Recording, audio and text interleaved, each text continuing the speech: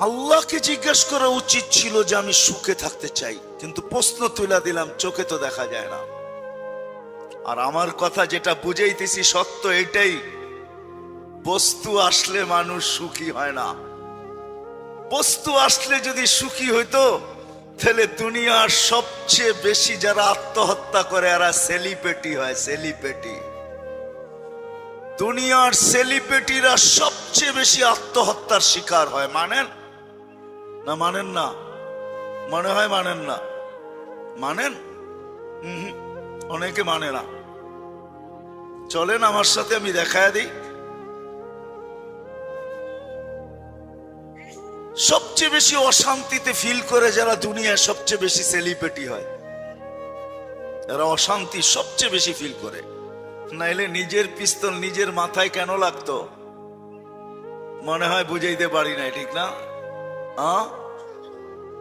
তাইলে নিজের টাকার কিনা রশি নিজের গলায় কেন লাগতো? দেখাবো দুই চারজন। সত্য এটাই, সত্য এটাই। বস্তু দিয়া মানুষ সুখী হইতে পারে না, তাইলে তো ঐশী সবচেয়ে সুখী হইতো।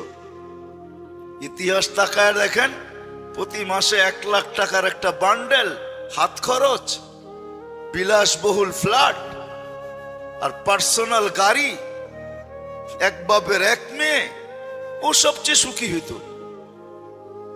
ও তো সুখী না বিদায় ভাবছে মা বাবাকে শেষ করে দিলেই মনে হয় আমি সুখী হব, আই এম হ্যাপি। ঠিক না?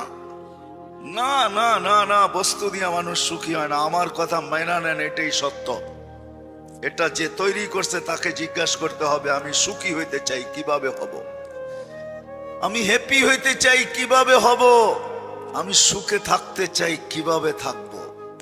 ওনাকে জিজ্ঞাসা করতে হবে যিনি এটাকে তৈরি করছেন, এই মেশিনের যিনি আবিষ্কারক, তাকে জিজ্ঞাসা করতে হবে।